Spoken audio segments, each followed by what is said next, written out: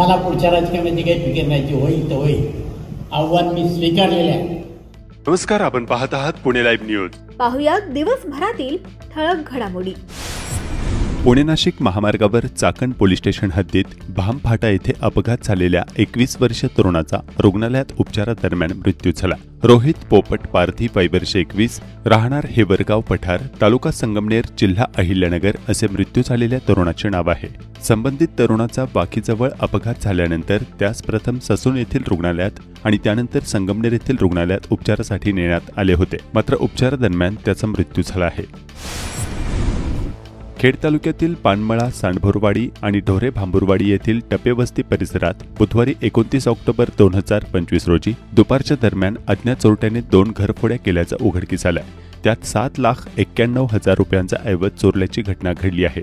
या प्रकरणी खेड पोलीस ठाण्यात गुन्हा दाखल करण्यात आला आहे. पुणे नाशिक मार्गावर असलेल्या सांडभोरवाडीच्या पानमळा हद्दीत रेखा लक्ष्मण सांडभोर यांच्या घरी झालेल्या चोरीच्या घटनेची पोलिसात तक्रार दिली आहे. फिर्यादीनुसार त्या जवळच्या शेतात कामासाठी गेलेल्या होत्या. या दरम्यान अज्ञात चोरट्याने त्यांच्या घराच्या बाहेरील दरवाजाचे कडी कोयंडा तोडून आतमध्ये प्रवेश केला. यावेळी चोरट्याने 7.5 तोळ्याचे सोन्याचे गंठण आणि अन्य दागिने तसेच 45,000 रुपयांची रोख रक्कम असा एकूण 6,24,000 रुपयांचा ऐवज पळवून नेला. याच दरम्यान व अशाच पद्धतीने ढोरे भांबुरवाडीच्या टपेवस्ती येथील अर्जुन भीमाशंकर गाढवे यांच्या घरातही अज्ञात चोरट्याने प्रवेश करून सोन्याचे दागिने आणि 70,000 रुपयांची रोख रक्कम असा ऐवज लंपास केला. खेड तालुक्यातील साबळेवस्ती बहुळ तालुका खेड येथे घरातील लोक घराच्या पाठीमागे असलेल्या शेतामध्ये काम करण्यासाठी गेल्यानंतर 2 अज्ञात इसमांनी घरातील 2,20,227 रुपये किमतीची रोख रक्कम व सोन्याचे दागिने पळवून नेले. शेतात काम करून घराकडे येणाऱ्या घरातील सदस्यांना दारातून मोटरसायकलवरून 2 इसम पळून जाताना आढळून आले. या प्रकरणी चाकण पोलीस ठाण्यात दिलेल्या फिर्यादीवरून 2 अज्ञात चोरट्यांवर गुन्हा दाखल करण्यात आला आहे. आडवी आलेली रिक्षा मागे घ्यायला सांगितल्यावरून दाम्पत्य आणि त्यांच्या एका नातेवाईकाला मारहाण करून अश्लील शिवीगाळ करण्यात आली. आळंदीतील गुरुदत्त पार्क परिसरात सायंकाळी हा प्रकार घडला. या प्रकरणी परस्पर विरोधी गुन्हे दाखल करण्यात आले आहेत. रवींद्र जाधव वय वर्ष 42, वडगाव रोड आळंदी यांनी आळंदी पोलीस ठाण्यात फिर्याद दिली. त्यांच्या विरुद्ध रामभाऊ माळी वय वर्ष 43, वडगाव रोड आळंदी यांनी फिर्याद दिली आहे. पोलिसांनी गोकुळ माळी वय वर्ष 25 आणि रामभाऊ माळी वय वर्ष 44 दोघेही राहणार गुरुदत्त पार्क वडगाव रोड आळंदी यांना अटक केली. तसेच 2 महिला आणि एका अनोळखी व्यक्तीवर गुन्हा दाखल केला. दुसऱ्या फिर्यादीनुसार रवींद्र जाधव, अजय चव्हाण आणि एका महिलेवर गुन्हा दाखल करण्यात आला आहे. 16 वर्षाच्या अल्पवयीन मुलीचे अपहरण केल्याप्रकरणी संबंधित मुलीच्या 40 वर्षीय आईने चाकण पोलीस ठाण्यात दिलेल्या फिर्यादीवरून सुजल अशोक काडेवाल वय वर्ष 18, राहणार मार्केट यार्ड चाकण याच्यावर अपहरणाप्रकरणी गुन्हा दाखल करण्यात आला आहे. भोसे तालुका खेड येथील 59 वर्षीय इसमाचा आकस्मिक मृत्यू झाला आहे. राहता घरी अस्वस्थ वाटले आणि घाम फुटला व उलटी झाली. त्यानंतर बेशुद्ध झालेल्या संबंधित इसमास चाकणमधील एका खासगी रुग्णालयात आणण्यात आलं. या ठिकाणी ECG करून संबंधित व्यक्तीला मृत घोषित करण्यात आलं. संजय सुभाष टकले वय वर्ष 59, राहणार भोसे तालुका खेड जिल्हा पुणे असे आकस्मिक मृत्यू झालेल्या व्यक्तीचे नाव आहे. घरासमोर पार्क केलेली दुचाकी अज्ञात चोरट्यांनी लंपास केल्याची घटना बिरदवडी तालुका खेड या ठिकाणी घडली. या प्रकरणी किसन उद्धव विधाते वय वर्ष 48, राहणार बिरदवडी यांनी चाकण पोलीस ठाण्यात फिर्याद दिली आहे. संतोषनगर पत्रीवस्ती भाग या ठिकाणी एक रोहित्र जमिनीवर खाली पाडून त्यातील ऑइल आणि तांब्याच्या तारा चोरट्यांनी लंपास केल्याची घटना घडली. याबाबत शरद भास्करराव ढाकणे वय वर्ष 34, राहणार रानुबाई मळा यांनी चाकण पोलीस ठाण्यात फिर्याद दिली आहे. 47,700 रुपये किमतीचे रोहित्र आणि तांब्याच्या तारा अज्ञात चोरट्यांनी लंपास केल्या. या प्रकरणी चाकण पोलीस ठाण्यात गुन्हा दाखल करण्यात आला आहे. दारूबंदी कायद्याअंतर्गत चाकण पोलिसांनी सार्वजनिक ठिकाणी दारूचे सेवन करून गैरशिस्तीचे वर्तन केल्याप्रकरणी ठिकठिकाणी काही जणांवर गुन्हे दाखल केलेत. सध्या राहणार चाकण याच्यावर सार्वजनिक ठिकाणी दारूचे सेवन करून गैरशिस्तीचे वर्तन केल्याचा गुन्हा दाखल करण्यात आला. त्याचप्रमाणे विष्णू मार्तंड होडगीर वय वर्ष 29, राहणार आळंदी, मूळ राहणार हिंगोली याच्यावरही सार्वजनिक ठिकाणी दारूचे सेवन करून गैरशिस्तीचे वर्तन केल्याचा गुन्हा दाखल करण्यात आला. त्याचप्रमाणे मनोजकुमार ओमप्रकाश यादव, राहणार बर्गेवस्ती कुरुळी, मूळ राहणार उत्तर प्रदेश याच्यावरही दारूचे सेवन सार्वजनिक ठिकाणी केल्याप्रकरणी गुन्हा दाखल करण्यात आला आहे. वाकी खुर्द तालुका खेड येथे अंगणवाडी सेविका दरवाजामध्ये उभी राहून असताना अचानक अंगणवाडीच्या गेटसमोर एक अज्ञाती आला. त्याने काहीतरी विचारण्याचा बहाणा करत अचानक कमरेमागून चाकू काढून चाकूचा धाक दाखवत संबंधित अंगणवाडी सेविकेच्या गळ्यातील मिनीगंठन चोरी करण्याचा प्रयत्न केला. या प्रकरणी चाकण पोलिसांत गुन्हा दाखल करण्यात आला आहे. सुरेखा बहिले वय वर्ष 31 राहणार वाकी खुर्द तालुका खेड यांनी चाकण पोलिसात फिर्याद दिली आहे. पुणे नाशिक महामार्गावर तळेगाव चौक भागात भरधाव क्रेनने दुचाकीला जोराची ठोकर दिली. या अपघातात अतुल भोंडवे वय वर्ष 39 राहणार सांगवडे तालुका मावळ हा दुचाकीस्वार गंभीर जखमी झाला आहे. तर चाकण पोलीस याबाबतचा अधिक तपास करत आहेत. गुरुवारी 30 ऑक्टोबर 2025 रोजी खेड तालुक्यात सर्वत्र अवकाळी पावसाने जोरदार हजेरी लावली. सकाळी जोरदार सुरू असलेल्या अवकाळी पावसातच घरातून कामानिमित्त बाहेर पडणाऱ्या कामगार वर्गाला रेनकोट छत्री घेऊन बाहेर पडावे लागले. सकाळी शाळेत जाणारे काही विद्यार्थी रेनकोट घालून तर काही छत्री घेत शाळेत जाताना दिसत होते. महामार्गावर मोठ्या प्रमाणावर पाणी साठल्याचे चित्र पाहावयास मिळत होते. चाकण शहरात झालेल्या पावसाने अनेक ठिकाणी सखल भागात पाणी साचले होते. आळंदी शहरात झालेल्या जोरदार पावसामुळे वडगाव रोड, मरकळ रोड, पालिका चौक, चाकण रोड, देहू फाटा, प्रदक्षिणा मार्ग रस्ता आदी भागात रस्त्यावरून मोठ्या प्रमाणात पाणी वाहत होते. आळंदीमध्ये उपविभागीय अधिकारी खेड यांच्या अध्यक्षतेखाली दिनांक 30 ऑक्टोबर 2025 रोजी दुपारी 4 वाजता कार्तिकी यात्रा संजीवन समाधी सोहळा पूर्वनियोजन बैठक पार पडली. या बैठकीस तहसीलदार व पोलीस अधिकारी उपस्थित होते. पुढील बैठक दिनांक 7 नोव्हेंबर 2025 रोजी होईल असे मुख्याधिकारी माधव खांडेकर यांनी सांगितले. संत ज्ञानेश्वर महाराजांच्या संजीवन समाधी दिन सोहळ्यास आळंदीतील देऊळवाडीच्या गुरु हैबत बाबांच्या पायरी पूजनाने बुधवार दिनांक 12 नोव्हेंबर 2025 पासून सुरुवात होणार आहे. सोहळ्यातील कार्तिक एकादशीची मुख्य पहाट पूजा शनिवारी दिनांक 15 नोव्हेंबर तर माऊलींचा संजीवन समाधी दिन सोहळा सोमवारी दिनांक 17 नोव्हेंबर 2025 रोजी होणार आहे. खेड तालुक्यातील संदीप मेदगे यांची महाई सेवा केंद्र व आधार केंद्र चालक संघटनेच्या खेड तालुका अध्यक्षपदी बिनविरोध निवड करण्यात आली आहे. त्यांच्या निवडीचे स्वागत होत आहे. खरपुडी खुर्द येथील जय मल्हार विविध कार्यकारी सहकारी सोसायटीच्या चेअरमनपदी मारुती गाडे व तसेच व्हाईस चेअरमनपदी गुलाब माकर यांची बिनविरोध निवड करण्यात आली आहे. वाकी काळूस रोडवर खडी मशीन फाटा ते भोसे फाटापर्यंत 1 वर्षापूर्वी झालेल्या रोडला निकृष्ट दर्जाच्या कामामुळे रोडला खड्डेच खड्डे पडलेले आहेत. गारगोटे शिवार येथे वाहने चालविताना नागरिकांना खूप मोठ्या प्रमाणावर त्रास सहन करावा लागत असल्याच्या तक्रारी ॲडव्होकेट विशाल जरे यांच्यासह स्थानिकांनी केल्या आहेत. खेड तालुक्यातील ठाकूर पिंपरी गावच्या सरपंचपदी निर्मला विकास वाळुंजे यांची बिनविरोध निवड झाली. मोनाली निलेश ठाकूर यांनी राजीनामा दिल्यानंतर रिक्त झालेल्या जागेवर निर्मला वाळुंजे यांचा एकमेव उमेदवारी अर्ज आल्याने ही निवडणूक बिनविरोध झाली. प्रधानमंत्री आवास योजना ग्रामीण अंतर्गत पुणे जिल्ह्यातील खेड तालुक्यातील ग्रामपंचायत रासे येथे भूमिहीन व बेघर कुटुंबांसाठी उभारण्यात येणाऱ्या 52 घरकुलांच्या गृहसंकुलाचे भूमिपूजन गजानन पाटील मुख्य कार्यकारी अधिकारी जिल्हा परिषद पुणे यांच्या हस्ते करण्यात आले. चाकणमध्ये गुरुवारी 30 ऑक्टोबर 2025 रोजी राष्ट्रवादी काँग्रेस पक्षाचा मेळावा झाला.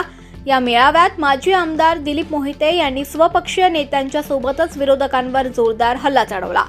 माजी आमदार दिलीप मोहिते यांनी आमदार बाबाजी काळे यांचा मुलगा मृण्मय काळे यांना लक्ष्य केलं.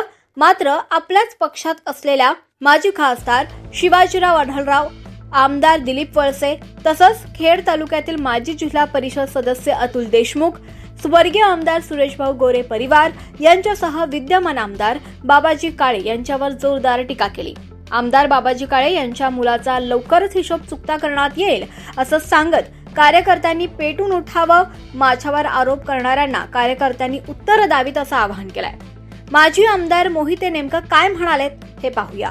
पुढचे 2-3 महिने आपल्या करतात साहेब, त्यामुळं प्रचाराच्या निमित्तानं अध्यक्ष म्हटले की एखादी पद्धत समिती मी जो सगळ्या अख्ख्या मतदारसंघ गावोगाव चालू काढतो. खेड तालुक्याची राजकीय ठेवण वेगळी आहे. इथलं राजकारण हे व्यक्तिकेंद्रित असतं. तालुक्याचं नेतृत्व तालुक्यातल्या कार्यकर्त्यांना किती बळ देतं याच्यावर तो पक्ष मोठा होत असतो. तालुक्याच्या नेतृत्वाला पक्षाला ताकद दिली की तो नेता प्रभावीपणाने काम करतो. दुर्दैवानं 24-25च्या निवडणुकीमध्ये आम्हाला अपयश आलं. अपयश का आल्याची अनेक कारणं आहेत. परंतु एकदा अपयश आलं ते आम्ही स्वीकारलं. आम्ही काय रडत बसलो नाही. मतदानात जास्त झालं, आणखीन काही झालं, EVMचा काही घोटाळा झाला आणि काय या सगळ्या गोष्टी मी केलं नाही. पराभव झाला, मी मान्य केला. पराभव पचवण्याची दिलीप मोहितेमध्ये ताकद आहे. मी एकदा नाही 3दा पराभव पचवला आणि कार्यकर्त्याच्या मागे ठामपणाने उभं राहिले. इथं बसले कुठल्याही कार्यकर्त्याला विचारा की आजही मी 24 तास लोकांच्या करता काम करतो. साधा मोटरसायकलवर एखाद्या कार्यकर्त्याला पकडलं तरी तो मला फोन करतो, अण्णा पोलिसांनी पकडले. मी लगेच सांगतो, दे बाबा त्याच्याकडे, सांगतो, विनंती करतो की सोड. पोलीस स्टेशनमध्ये एखाद्या कार्यकर्त्यावर काही प्रसंग येऊ द्या, दिलीप मोहिते त्या ठिकाणी आवर्जून धावून जातो. कलेक्टर कचेरी असेल, तहसील कार्यालय असेल, प्रांत कार्यालय असू द्या, जिल्हा परिषद असू द्या, सगळ्या ठिकाणी दिलीप मोहिते जातो.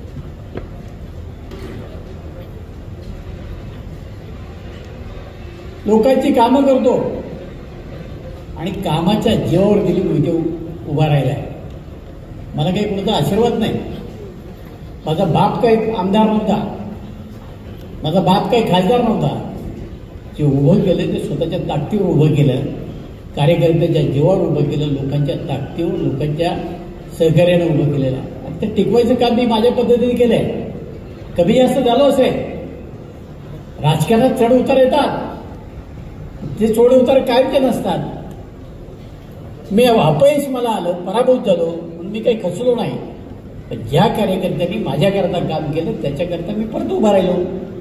कुठल्याही कार्यकर्त्याने सांगावं, दिलीप मोहितेंनी सांगितलं की आता माझा पराभव झाला, तुम्ही तुमचं बघा, नाही म्हणलो. त्या कार्यकर्त्याच्या मागच उभा राहिलो. आज 3 पक्षाचं सरकार आहे. अधिकाऱ्यांना, काही लोकांना लपायला जागा झाली. शिंदे सेनेक नाही जमलं, भाजप नाही जमलं, राष्ट्रवादी. पण आज जिल्ह्याच्या राजकारणामध्ये राष्ट्रवादीचा दबदबा आहे. अजित पवार उपमुख्यमंत्री आहेत, वित्तमंत्री आहे, पालकमंत्री आहेत. आम्हाला अपेक्षा होती की दादाने अधिकच्या वेळेत आमच्या तालुक्याकडे देऊन कार्यकर्त्याच्या मागे खंबीरपणाने उभं राहायला पाहिजे होतं. ते मात्र गेल्या 8-10 महिन्यामध्ये आम्हाला दिसलं नाही. घसलेला कार्यकर्ता त्याच्या मागे जर तुम्ही उभं राहिला असता ताकदीनं, जो निवडून आला त्याची पळता भुई थोडी करून ठेवलीस. तेवढी हिंमत माझ्या कार्यकर्त्याकडून माझ्यामध्ये आहे. आम्ही काही खचलेलं नाही. आम्हाला कुठल्या गोष्टीची भीती वाटत नाही. आजच्याकडे एखाद्याचा लग्गा लागला, कशामुळे लागला, काय लागला, गेल्या 40 वर्ष मी सुद्धा राजकारण करतो. मला काही समजत नाही असं नेत्यांनी अजिबात समजू नये. सगळ्या गोष्टी मला समजतात. फक्त आज बोलून त्याचा उपयोग नाही, कारण नियमाप्रमाणे मी पराभूत झालो याची जाणीव मला आहे. पण एखादा माणूस आपल्या मागे खंबीरपणाने उभा राहतो केवळ आपल्या संघर्षाची वेळ येते, आपल्या अस्तित्वाची वेळ येते, त्यावेळेस दिलीप मोहिते उभा राहिला आहे. आपल्याला माहिती आहे 2 मे 24 ज्यावेळेला राष्ट्रवादी काँग्रेस पक्षामध्ये सगळ्यात मोठा ड्रामा झाला, पवार साहेबांनी राजीनामा दिला आणि त्यावेळेला तिथं पवार साहेबांच्या समोर काही छाती बुडवली, काही रडून घेतलं, काही काय काय केलं. अध्यक्ष साहेब त्यावेळेला अजित पवारांच्या बरोबर हे जे आत्ता आहेत ना मंत्रिमंडळात किंवा आणखी कोणी, हे कोणीच नव्हतं. 3 तारखेला मुलाखत झाली माझी आणि मी सांगितलं, होय अजित पवार या देशाचं नेतृत्व करू शकतात, त्यांच्याकडे पक्ष सोपवा. हे धारिष्ट फक्त दिलीप मोहितेंनी दाखवतो. परवा नाही केली, उद्या माझं काय होईल ते, जे व्हायचं ते झालंच ना. पण ज्यांच्या करता ते धारिष्ट दाखवलं त्यांनी त्या सगळ्या गोष्टीचा विचार करायला पाहिजे होता. जे आम्हाला नको होते त्यांच्याकडे तुम्ही नेतृत्व सांगितलं दिलं. खासदारकीची निवडणूक आली, ज्यांच्या बरोबर 20 वर्ष संघर्ष केला त्यांची स्तुती करायला तुम्ही आम्हाला लावलं. इथल्या सगळ्या कार्यकर्त्यांना विचारा, तुम्ही कधी डुप्लिकेट वगैरे नाही, ताकदीनिशी त्यांच्या मागे उभा राहिलो. जर राहिलो नसतो तर डिपॉझिट सुद्धा राहिलं असतं. अरे ते इतके डुप्लिकेट आहेत ते परत मतदारसंघामध्ये आलेल्या दिलीप मोहितेच्या मागे उभे राहिले नाही. उलटा दिलीप मोहिते कसा पडेल याची त्यांनी काळजीपूर्वक दक्षता घेतली, त्यांना तुम्ही महत्वाची पदं देता आणि त्यांच्या मागे परत आम्ही उभं राहायचं का? अरे जे नेते मला ज्यांच्यामुळे पराभव झाला त्यांची स्तुती करतात, मग हे किती पक्षाशी प्रामाणिक आहे, तुमच्याशी प्रामाणिक आहे याचा बारकाईने तुम्ही विचार करा. कार्यकर्त्याला कळत नाही, बसलेल्या सगळ्या कार्यकर्त्याला प्रत्येक गोष्ट कळते. कार्यकर्ते मला येऊन विचारतात की अण्णा तुम्ही इतकं मनापासून प्रेम करता, इतकं मनापासून सगळ्या गोष्टी करतात, मग नेत्याला हे दिसत नाही का की हे असे डुप्लिकेट माणसं एक पक्ष वाढवू शकत नाही, की पक्ष संपवायला बसले. काय यांचा उपयोग झाला? 4-4 वेळाला मंत्री केलं, सगळ्या प्रकारची सत्ता यांच्या हातात दिल्यानंतर खेड, आंबेगाव, जुन्नर या ठिकाणी पक्षाची काय अवस्था करून ठेवली. जिल्ह्यामध्ये तर तुम्हाला ताकद द्यायचं कामच नाही केलं. तालुक्यापुरते मंत्री तुम्ही किती वर्ष करणार आहात? तुमच्या मागे जिल्हा सांभाळणारा मंत्री तुम्हाला मिळत नाही का? त्याच्याकडे जनतेची अपेक्षा नाही का तुम्ही यांना जिल्ह्यात फिरावं, कार्यकर्त्यांना ताकद द्यावी आणि जिल्हा उभा करावा, पक्ष उभा करावा? अजित पवारांनी सांगितलं की मीच एकट्याने फक्त करायचं, बाकीचं जो मंत्री करेल त्यांनी आपलं फक्त वैयक्तिक बघायचं. अशी काही पद्धत आपण निर्माण केली का? अरे आम्हाला नाही झाला वेळ, बाकीचे तर आहे ना.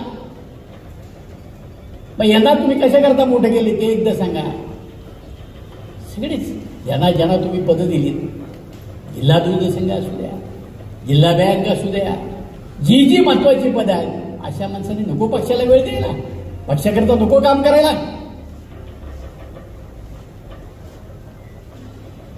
कार्यकर्त्याच्या मागे ताकद तुम्ही उभी केली तर कार्यकर्ता डगमगत नाही. आम्ही राहतो ना उभा, पण आज आम्हाला मर्यादा आहे. तरी सुद्धा आजही जिल्ह्यात, आजही तालुक्यात दिलीप मोहिते म्हणेल असंच होतंय का नाही? होतंय. आम्हाला नाही त्यांची भीती वाटत.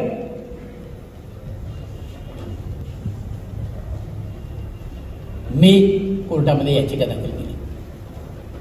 मी म्हटलो नाही की मतदान किती झालं. मतदानाचा फरक तुम्हाला कदाचित माहिती असेल. ज्या दिवशी मतदान झालं आणि मोजणीला मतं किती आली ती माहिती मी नाही काढत बसलो. 40-50 ठिकाणी ज्याचे बूथ लागले नाही तिथे आजही लोक सांगतात अण्णा ही शपथ आम्ही सगळं मतदान केले, कसं झालं? अध्यक्ष वाजवणे म्हणून झाला. मुंबईवरून 250 लोक आम्ही घेऊन आलो आणि गावातले वेगळे. मला मतदान 60 होत आहे. आजही अख्खं गाव घेऊन तुम्ही बसा, काय लोक सांगतात ते सांगतील. काय आम्हाला कळलं नाही या सगळ्या गोष्टी. अशा कित्येक गावात तुम्हाला फरक दिसेल. लोक सांगतात, कार्यकर्ते सांगतात आम्हाला त्याचा भूतच लागला नाही, त्यांना मतदान केलं कसं? नाही शंका कार्यकर्त्याला येत. आम्ही म्हणतो जाऊ द्या, झाला ना पराभव, सोडून द्या. तरी आम्ही ताकदीनं तुमच्या मागे उभा आहोत, ताकदीनं नेतृत्वाच्या मागे उभा आहोत. नेतृत्वाला एवढं कळत नाही की तालुक्यातला एक कार्यकर्ता, जिल्ह्यातला एक कार्यकर्ता ज्यावेळेस तुमच्या मागे उभा राहील भक्कमपणानं, त्यावेळेस जिल्हा तुमच्या ताब्यामध्ये राहील. तुमच्या ताब्यातनं जिल्हा जावा याच्याकरता बाकीच्या मंडळींनी काय काय केलं हे एकदा बघा. बरोबर आम्ही राहिलो, पण छुपी युती पवारसाहेबांची अनेकांनी केली. तुमचे उमेदवार पाडण्याकरता जे करता येईल ते सगळं केलं. आता सर्वसामान्य कार्यकर्त्याला दिसत, तुम्हाला दिसत नाही. आणि आता जर तुम्ही म्हणणार असाल परत आपण त्यांच्याशी युती करून आपण निवडणूक लढू, हे कार्यकर्ते लढवतील, करतील काम. ज्या कार्यकर्त्यांनी रात्रीचा दिवस केला, जीवाचं रान केलं, त्याला अपेक्षा नाही मला पंचायत समिती मिळावी, मला जिल्हा परिषद मिळावी. आज काही कार्यकर्ते येऊ पाहतात. कारण तिकडे सगळं भजन झालं. मग चला अजित पवारांकडे. मग ज्या कार्यकर्त्यांनी माझ्याकरता रात्रीचा दिवस केला त्याला मी बाजूला ठेवायचं. नवख्या आलेला उद्या तो पडला तो आमच्याच नावाने बोंब मारणार आहे. त्यामुळे ज्या कार्यकर्त्यांनी कष्ट घेतले तो त्याचं काम करू शकणार नाही. आणि आयात तर आम्हाला बिलकुल नको. आयात नको. माझ्या कार्यकर्त्यावर विश्वास आहे. आम्ही म्हणत नाही 100% यश मिळेल म्हणून, पण जे यश मिळेल ते प्रामाणिक कार्यकर्त्याला मिळेल याची दक्षता आम्ही या निमित्तानं घेणार आहोत. आणि म्हणून या तालुक्यामध्ये प्रामाणिक कार्यकर्त्याला उद्याच्या जिल्हा परिषद पंचायत समितीमध्ये आम्ही संधी देणार आहोत. का द्यायची नाही? त्यांनी पक्षाकरता कष्ट घेतले, रात्रीचा दिवस केलाय. आजही अनेक अडचणीला त्याला सामोरे जावं लागतं. ते प्रामाणिक आहे, त्याच्या मागे दिलीप मोहिते उभा राहतो. हो, तुम्हाला आज दिसताना काही मतदारसंघामध्ये दिसणार नाही उमेदवार. आज तालुक्यामध्ये 25 उमेदवार मला चाकणमध्ये, 21 उमेदवार खेडमध्ये, 21 उमेदवार आळंदीमध्ये. याच्यामध्ये ओबीसी, मागासवर्गीय, महिला सगळ्या शोधायच्या. 16 उमेदवार पंचायत समितीमध्ये आणि 8 उमेदवार जिल्हा परिषदेमध्ये. आता जो तो कार्यकर्ता फक्त त्याच्या मतदारसंघात पुरता विचार करतो. मला जवळजवळ 90-91 लोकांचा विचार करायचा आहे. आणि एका ठिकाणी जर मला उमेदवार न मिळाला तर मी आज सत्ताधारी पक्षाचे, माझा नाही अपमान, माझ्या नेत्याचा अपमान होणार. आपल्या सगळ्यांना माहिती आहे की मागासवर्गीय समाज असेल, आदिवासी समाज असेल, त्या गरिबांकडे पैसे कुठून आले हो. आज आरक्षणामुळे त्यांना संधी मिळते. त्यांच्या मागे ताकदीने उभं राहावं लागतं तर ते सगळ्या गोष्टी होतात. नेत्यांना या कुठल्याच गोष्टीची कल्पना नाही की बा हे एवढं आयात आहे. तुम्ही फक्त आम्हाला विचारणार दिले पंचायत समिती, जिल्हा परिषद एवढे झाले. हो, जर आणायचे असतील तुम्ही किती ताकद आमच्या मागे दिली. तुम्ही का नाही आमच्याबरोबर राहत. तुम्ही का नाही आम्हाला सगळ्या गोष्टी मदत करत. याचाही बारकाईने तुम्ही विचार करा. मग अजूनही वेळ गेले, अजूनही वेळ गेले. जरा नेत्यांनी आपला जिल्हा आहे, हा जिल्हा आपल्या हातात राहायचा असेल तर कार्यकर्त्याशी संवाद साधला पाहिजे. आम्ही वेळोवेळी सांगतो लोकांच्या प्रश्नाकरता आम्ही तुमच्याकडे, माझा वैयक्तिक प्रश्न मी कधी मांडला नाही. आणि सांगावं नेत्यांनी की दिलीप मोहितेने वैयक्तिक कामं करता आले आणि मी कधीही माझ्या आयुष्यामध्ये नेत्याकडे एकाही कामं करता गेलो नाही. यायला असेल तर त्यांनी सांगावं, राजकारण सोडून दे. मी फक्त सार्वजनिक प्रश्न घेऊन गेलो. तुम्हाला वेळ नाही. आज एक कार्यकर्ते उद्या तुमच्या मागे उभं राहायचे असतील तर ते हा 100 वेळा विचार करतील. अरे आज इथं अनेक खड्डे तुम्ही खोदून ठेवले. आमच्याकडनं 2 नॅशनल हायवे गेले. लोकांच्या मुलामागेच्या जमिनी तुम्हाला पाहिजे. अनेकांचे प्रपंच उद्ध्वस्त होणार आहेत. त्याला चांगला बाजारभाव मिळाला पाहिजे. आणि त्याचं म्हणणं ऐकून घ्या ना तुम्ही. त्याच्या पाठीवर प्रेमाची थाप टाका. काय अडचण आहे त्याची समजून घ्या ना. 2 हायवेमध्ये लोकांनी, आता 3रा हायवे तुम्ही शिरोळे आंबोली टाकला. तुम्ही रिंग रोड आमच्याकडे टाकला. नाही फायदा आम्हाला त्या रिंग रोडचा, 0 फायदा आहे. नदीच्या कडेवर तुम्ही रिंग रोड टाकला. तू जर बाजूने आणखीन टाकला असता आणखीन निम्म्या तालुक्याला त्याचा उपयोग झाला असता. नियोजन करताना कुठे चुकतं का ते तरी नेते ते सगळं बघितलं पाहिजे. पण नाही बघितलं. आज त्या रिंग रोडमध्ये जे बाधित लोक झाले, शहरात जवळ रिंग रोड जातो, लाखो मोलाच्या जमिनी लोकांनी दिल्या. काय हाल केले. ॲक्विजिशन ज्या पद्धतीने झालं त्या प्रांताने एवढे पैसे खाल्ले नाही कधी जाब विचारला नाही त्यांनी. काय त्याला शिक्षा झाली नाही. तहसीलदारांनी कोट्यवधी रुपयाचा भ्रष्टाचार केला नाही, त्याला कोणी विचारलं. आज सगळे अधिकारी मोकाट सुटलेत. मोकाट भ्रष्टाचाराचा कळस झालाय.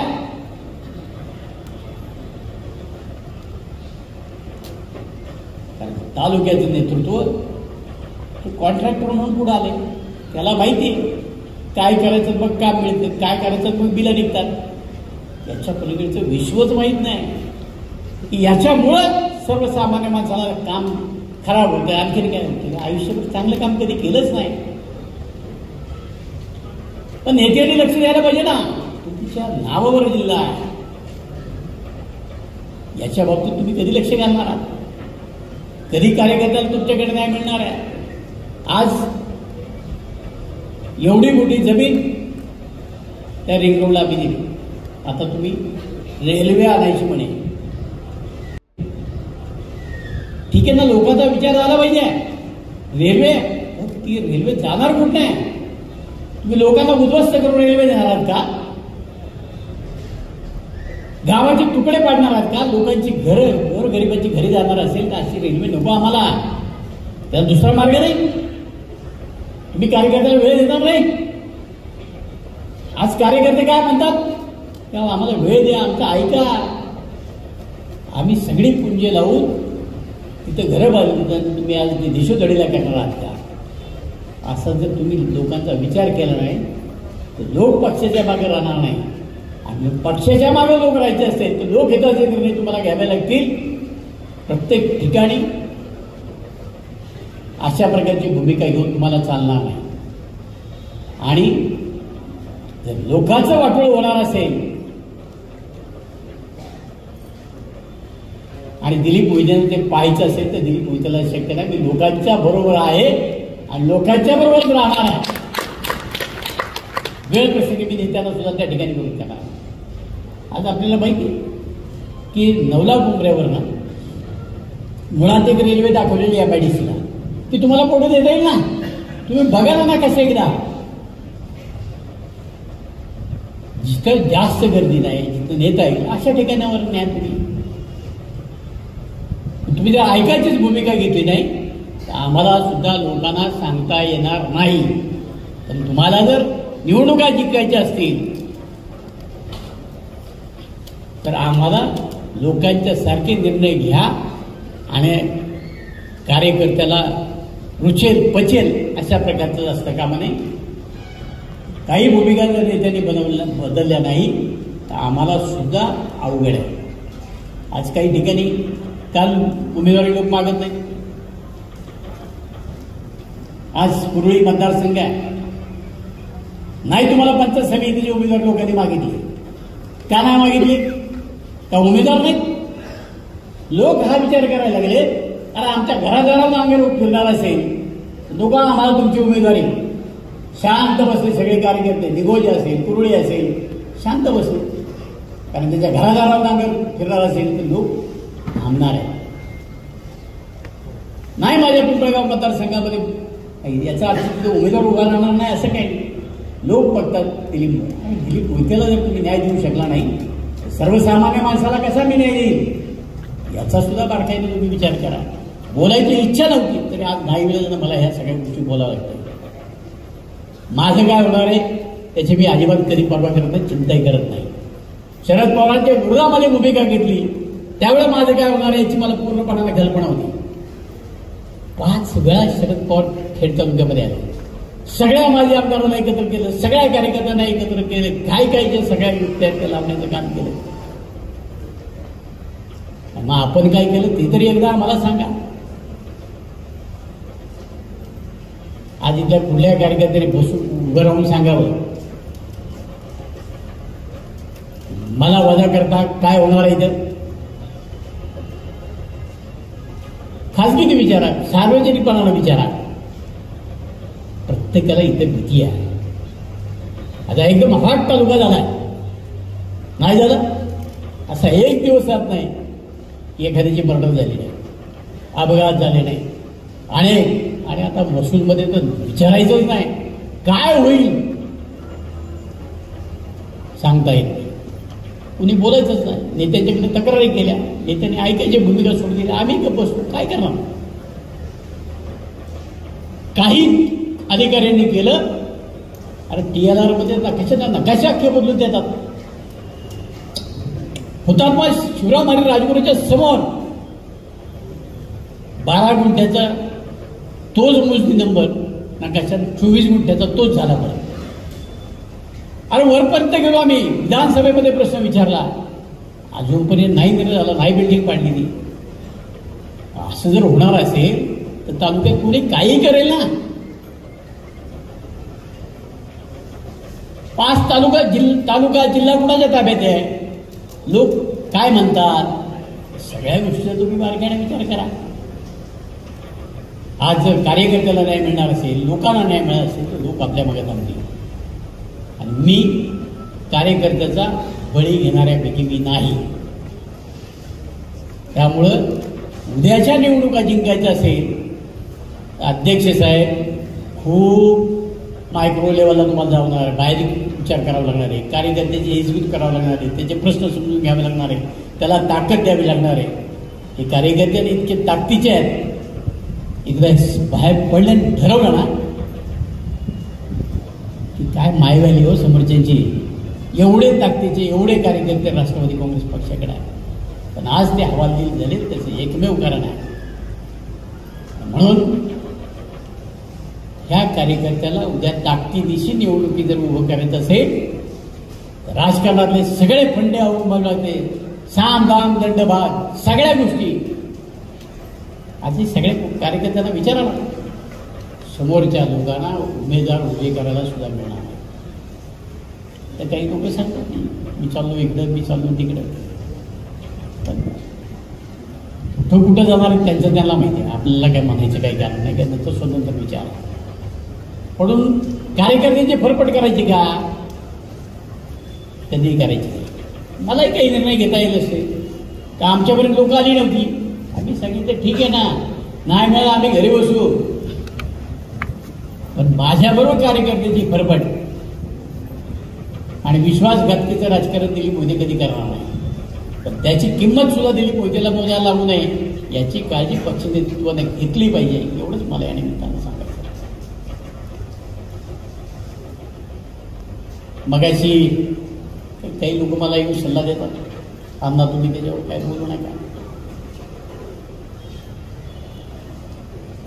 तोही भुंकला माग, त्याचं कार्टही भुंकलं. 35 मिनिटं एक चॅनल आहे आणि त्याच्याकरता काढला काय? प्रत्येकाला वय मर्यादा लायकी बघून माणसानं बोलली पाहिजे. दिलीप मोहिते काही एका दिवसाचा आमदार झाला नाही. आम्ही लोकभावनेप्रमाणे आमच्या स्वभावामध्ये बदल केला. नको वाईट करणं घडीचं असतं, चांगलं करायला वेळ लागतो. आपल्याला लोक चांगलं म्हणतात याचा अर्थ असा नाही. आणि निवडणूक पडलो म्हणजे दिलीप मोहिते संपला असं नाही. त्याच्या प्रत्येक प्रश्नाचं उत्तर दिलीप मोहिते दिल्याशिवाय राहणार नाही. आयुष्यभर आठवण करेल अशाच प्रश्नाचं उत्तर देईल. भीती आणि भय हे 2 गोष्टी माझ्या शब्दकोशामध्ये नाही. लागलो मी कामाला ज्या दिवशी मुलाखत वाचली त्या दिवसापासून आणि त्यांना आठवण होईल अशाच प्रकारची माझी पुढची कृती राहील. मला पुढच्या राजकारणाची काही फिकीर नाही. ती होईल तर होईल. पण कुणाचं आजपर्यंतच्या राजकीय जीवनामध्ये मी कुणाचं असं ऐकून घेतलं नाही. होय एखाद्याला संधी मिळते मग याचा अर्थ तुम्ही चुकीच्या पद्धतीने बोलणार असता. तुम्ही किती जागीरदार आहे माहिती ना. ज्यांना लाईटची बिलं भरता येत नाही, चोरून लाईट विकतात, त्यांच्यात मी बोलू शकतो. असा कुठला माईचा आलं त्यांनी येऊन सांगावं की माझे 10 रुपये आम्ही बुडवलेत म्हणून. तुमची लिस्टच करून लोकांच्या समोर मांडणारे की एवढ्या एवढ्यांचे पैसे यांनी बुडवलेत.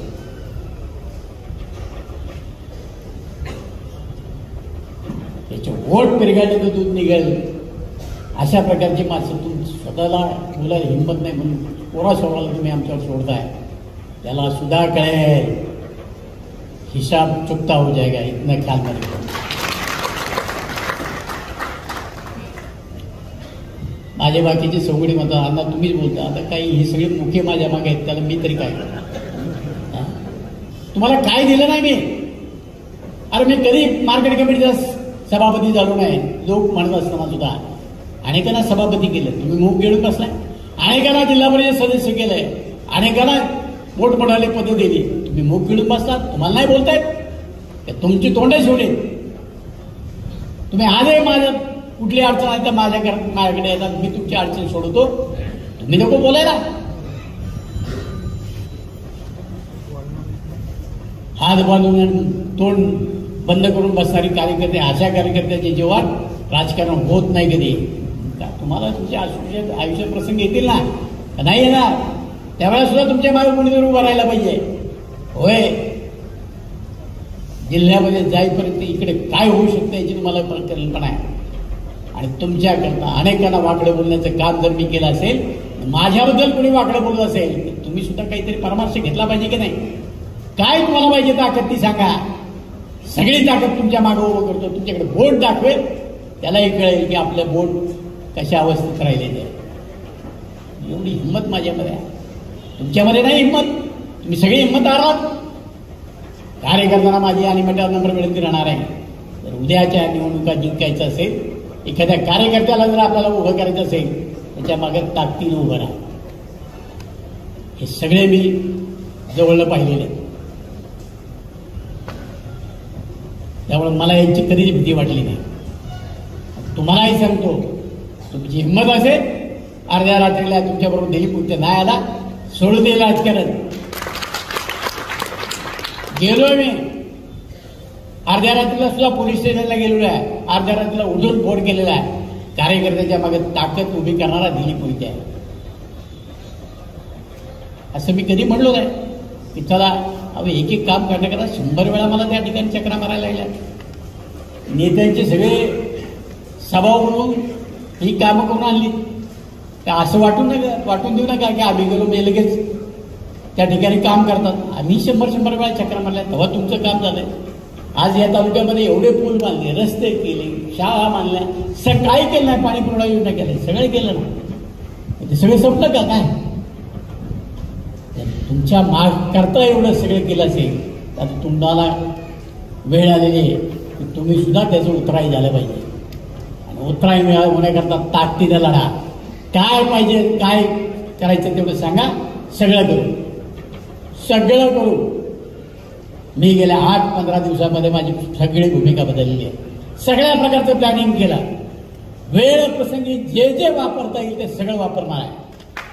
समोर त्याला त्याची ताकद टाकून देणार आहे. एवढंच मी तुम्हाला या निमित्तानं सांगतो. आव्हान मी स्वीकारलेलं आहे. मी कामाला तुम्ही थांबू नका. या तालुक्यामध्ये कुणाची ताकद आहे हे दाखवून देण्याची वेळ आली. त्याच्याकरता तुमची साथ मला पाहिजे. भक्कम ताकदीचे कार्यकर्ते माझ्या मागे उभे राहिले पाहिजेत. वेळ आली तर 8च्या 8 मतदारसंघ निवडून आणण्याची हिंमत आपल्याकडे ताकद आहे. पण 16 पंचायत समिती निवडून आणायची आहे. फक्त कार्यकर्त्याला माझी विनंती, जर आम्हाला मिळालं तर आम्ही तुमचे, नाही मिळालं चाललो आम्ही तिकडे. अशाची मला बिलकुल गरज नाही. जे प्रामाणिक आहेत, पक्षानं देवो अथवा न देवो, काय एवढेच पद आहेत म्हणजे पक्ष संपतो का? पक्षाची पदं आहेत, अनेक ठिकाणी अनेक संस्था आहेत, अनेक ठिकाणी नेता येईल. पक्षाने ठरवलं तुम्हाला कुठेही घेऊन बसू शकतो. त्याचा मार्ग आहे, विचार करा. म्हणून उद्या जर खेड तालुका आपल्या परत एकदा नियंत्रणाला आणायचं, हातात आणायचं असेल, राष्ट्रवादी काँग्रेस पक्षाची सत्ता असेल ते भेटून उठा, कामाला लागा. आजपासून सुरुवात करा. ज्या ज्या ठिकाणी उमेदवार द्यायचे त्या कार्यकर्ते तुमचं मला माहिती आहे त्यातली गणित. कुठलं गाव कुणाच्या मागे किती टक्के उभं राहू शकतं, कुठला पुढारी आल्यानंतर बेरीचं राजकारण होतं, कुठल्या गावामध्ये माणूस प्लस झाला की निवडून येतो, कुठं मायनस झाला. आपण गेली 40 वर्ष तोच अभ्यास करतो मी, दुसरं काही करत नाही. मला माणूस समोरचा दिसला ना कळतं या माणसाचं त्या गावामध्ये किती ओट आहे, हा माणूस आपल्या किती ताकदीचा आहे. ती माणसं जोडून गेलो तर निवडणुका अवघड नाही. आणि याच्याकरता आता सगळ्याच मतदारसंघात चुरस आहे असं नाही, 1-2 मतदारसंघामध्ये चुरस आहे. तिथल्या कार्यकर्त्यांनी समजुतीने घेतलं तर मला नाही वाटत खेड तालुक्यामध्ये कुठे अडचण येईल म्हणून. समजून घ्या. एका वेळेला 4 जणांची मागणी असेल, एकाला द्यायचं असेल जा विचारा. पण त्याही बाबतीमध्ये शेवटच्या क्षणाला अध्यक्ष सांगतील, अजितदादा सांगतील त्याप्रमाणे निर्णय आपण घेऊ. अशा ज्या अडचणीच्या गोष्टी येतील असं आहे. माझ्याकडून सगळे कार्यकर्ते येतात. दुसऱ्या कर्त्यांनी समाजाची गरज आहे की आनंद झालं त्याला शब्द दिला. मी कुणालाही शब्द दिले नाही आज तागात. काहींचं योगदान आहे 25-25, 30-30 वर्ष, मान्य मला. पण इलेक्ट्रिक मेरिट सुद्धा असलं पाहिजे ना. तर तुम्हाला मातीत घालू करोडो रुपये आज खर्च होतो राजकारणामध्ये, त्याचाही बारकाईने प्रत्येकाने विचार केला पाहिजे. मी पक्षाचा कार्यकर्ता आहे, माझ्यावर अन्याय होतो, मी काम करून सुद्धा असे असंख्य कार्यकर्ते आहेत, एका अन्याय होतो असं काही नाही. कोणीतरी एक जण पुढे जातो. आता मला आमदार होण्याकरता या 6 निवडणुकीमध्ये अनेकांनी आपल्या भावना मारल्या नाहीत. त्यांना नाही वाटत आमदार व्हावं म्हणून. नाही, आपला नेता पुढे गेला तर आपण आमदार झाल्यासारखे आहे. तसं काही मतदारसंघामध्ये ठीक आहे, आम्हाला त्याची जाणीव नाही असं नाही, आम्हाला कळतं ना त्या कार्यकर्त्यावर अन्याय झाला. त्या प्रत्येक कार्यकर्त्याला न्याय द्यायचे काम आम्ही या निमित्ताने केलं. पण काही ठिकाणी काही लोकांच्या खोडी असे असतात, तरी कैलासरावांनी सगळ्यांची नावं घेतली. कुठेही ते जावला ना कैलासराव. अशा लहरी कार्यकर्त्यांची मर्जी सांभाळण्यापेक्षा तिथला सर्वसामान्य कार्यकर्ता उभा करून त्याच्या मग आणखी ताकद देऊ. आपल्याला देता येत नाही, सगळ्या प्रकारची ताकद देऊन आपण त्या माणसाला उभं करू. जे प्रामाणिक पक्षाबरोबर आहे त्यांच्या मागं आपण ताकदीनं उभं राहू, एवढंच मला या निमित्तानं सांगायचं आहे. माझा अध्यक्ष साहेब आले, त्यांना मी सांगतो की इतर तालुक्यामध्ये एक गोष्ट वेगळी, खेड तालुक्याची गोष्ट वेगळी आहे. इथे काही लोक तयार करावे लागतात. ते एखाद्या घराण्याला याला सांगावं लागतं की बाबा आता तुझ्या घरातली मुलगी तुझ्या घरातली दे. कारण आपल्याकडे महिलांच्या खर्च करणारे लोक फार कमी आहे. असेल एखादा आशिष शेळवंडे, असेल एखादा बाबा राक्षे, आहेत अशी लोक, काय अशी कमी आहेत. पण बाकी ठिकाणी ज्या महिला आहेत त्या उभ्याच कराव्या लागणार आहेत. त्यांना सगळ्या प्रकारची ताकद द्यावी लागणार आहे. ते सांगणार आहे. आदिवासीच्या आज 3 जागा आहेत, मागासवर्गीची 1 जागा आहे. या 4 लोकांना ही गरीब माणसं आहेत, यांच्या मागे सगळ्या ताकदीची उभं राहावं, त्यावेळी ते उभे राहणार आहे. पण ही 100% लोक आपली निवडून येणार आहेत. म्हणून पक्षानं सुद्धा साम दान दंड भेदभाव या सगळ्या गोष्टींना ताकद लावली पाहिजे, तरच या सगळ्या गोष्टी होतील. एवढीच माझी विनंती आहे. जिल्हा परिषदेच्या निवडणुका कधी लागणार आहे माहीत नाही, पण डिसेंबरचं अधिवेशन झाल्यानंतर निवडणुका लागतील एवढे 100% आहे. 12 ते 18 मला वाटतं 12 डिसेंबर ते 18 डिसेंबर अधिवेशन पुढच्या महिन्यात डिसेंबरला आहे आणि त्याच्यानंतर या निवडणुका होतील. परंतु नगरपालिकेच्या निवडणुका साधारणतः 4-8 दिवसामध्ये लागतील. पहिली शहरं आळंदी, चाकण, खेड, आता या 3 शहरांची वेगवेगळी गोष्टी आहेत. तिथं ज्या लोकांनी आपल्याला मदत केली, तिथं भारतीय जनता पक्षानं खेड, चाकण, आळंदी या ठिकाणी आम्हाला भरपूर मदत केली. त्या ठिकाणी आम्ही त्यांना बरोबर घेऊनच पॅनल करणार आहोत आणि मग त्याच्यामध्ये काही आम्हाला जातील, काही त्यांना जातील, अशा पद्धतीनं आम्ही त्या ठिकाणी काम करणार आहोत. जिल्हा परिषद पंचायत समितीमध्ये जर त्यांची इच्छा असेल तर आपण युती करू, नाहीतर स्वबळावर त्या ठिकाणी निवडणुका लढू.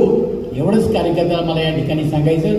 आज आम्ही चाकण, आळंदी आणि खेड या नगरपालिकेच्या संदर्भात बोललो नाही. त्याचे कारण असं आहे की समोरच्या लोकांना बरोबर घेऊन त्यांना कुठल्या वाहनामध्ये त्यांचा उमेदवार येऊ शकतो, आमचा उमेदवार कुठे येतो, या सगळ्या चर्चा करू. नगराध्यक्ष कोण आहे याचाही आम्ही चर्चा करू. आज काही लोकांनी नगराध्यक्ष पदाचे उमेदवार उभे केले आणि आम्हाला विचारतात तुमच्याकडे. काळजी करू नका, कदाचित उद्या तुमच्या घरातलाच उमेदवार आम्ही देऊ. त्यामुळं आमच्याकडे माणसं नाहीत असं अजिबात समजू नका. वेळ येऊ द्या, योग्य वेळी कुठलं अस्त्र बाहेर काढायचं ते आम्हाला चांगलं कळतं. त्यामुळं तुम्ही आमची चिंता करू नका, तुम्ही तुमची चिंता करा. तुम्हाला माणसं उभी करायला मिळत नाही आणि म्हणून आमच्याच चाकणमधल्या नगरसेवकांना जातात, तुम्ही तिकडे काय आमच्याकडे या, आमचं तुमच्याकडे येऊन कशाला, तुमचंच काय आहे ते तुम्ही बघा. तुम्ही आज कुणाशी प्रामाणिक राहिला, त्या पक्षाशी राहिला प्रामाणिक. तुम्ही धडधडीत दुसऱ्याच्या स्टेजवर गेलात, त्यांना पाठिंबा दिलात आणि आज तुम्ही लोकांना फसवायचं काम करता. लोक काय वेडेखोडी नाहीत. काल तुमची भूमिका आहे, आज तुमची भूमिका आहे, उद्या तुमची भूमिका आहे. तुमच्या अशा भूमिकेच्या मागे लोक येणार नाहीत हेही त्यांना मी या निमित्तानं सांगतो. तुम्ही आमची काळजी करू नका, तुम्ही तुमची काळजी करा. काळ नेहमी बदलत राहतो. कदाचित आज मार्केट कमिटी आमच्या हातात नाही गेली असे याचा अर्थ येणार नाही. आज आमच्याकडे विधानसभा गेली असेल, उद्या येणार नाही. मी आपल्या या निमित्तानं आवर्जून सांगतो की मी इलेक्शन पिटिशन दाखल केलं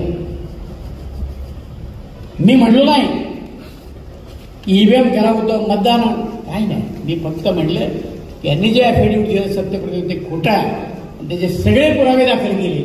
कोर्टाने माझ्या इलेक्शन पिटिशन ॲडमिट करून घेतलं. यांनी अर्ज केला की 7/11च्या खाली हे पिटिशन रद्द करा. कोर्टाने सांगितलं कुठल्या कारणाने रद्द करू त्याचे पुरावे तुम्ही द्या. त्यांना मुदत दिली. यांनी कोर्टामध्ये सांगितलं आमच्याकडे कुठले पुरावे नाही आणि ॲप्लिकेशन मागं घेतलं. कोर्टाने सांगितलं तुम्ही आता केस चालवा. उद्याच्या 16 नोव्हेंबरला त्यांना त्यांचं म्हणणं मांडायचं. त्यानंतर इन्कम टॅक्सचं म्हणणं त्या ठिकाणी ऐकलं जाईल आणि त्याच्यानंतर आमच्या वकिलाचं साधारणतः 3 ते 4 तारखेपर्यंत म्हणजे 3 महिन्यामध्ये 100% आपल्या बाजूने निकाल लागणार म्हणजे लागणार. फार थोड्या दिवसाचे पाहुणे आहेत, काळजी करू नका. आणि पुरावे इतके भक्कम आहेत. जर पुरावा नसता तर आपलं इलेक्शन पिटिशन दाखल करून घेतलं नसतं. आणि आपले पुरावे भक्कम आहेत, काळजी करायचं काम नाही. तोपर्यंत काही गोष्टी थोड्याशा सहन करा. 4 महिन्यापेक्षा मला वाटत नाही आणखीचा काळ काही जाईल. आणि म्हणून विनंती माझी एवढीच आहे की परत सत्ता तर आपल्याकडे येणारच आहे सगळ्या, पण तुम्ही ती सत्ता येईपर्यंत ताकदीने उभे राहा एवढीच विनंती तुम्हाला या निमित्तानं करतो. उद्याची नगरपालिका असेल, पंचायत समिती असेल, जिल्हा परिषद, सगळ्याच्या सगळ्या निवडणुका आपल्याला जिंकायच्या. त्याच्याकरता ताकदीने उभं राहा. दिलीप मोहिते ऑन ड्युटी 24 तास आहे. एवढंच तुम्हाला सांगतो. धन्यवाद. नमस्कार, आपण पाहत आहात पुणे लाईव्ह न्यूज.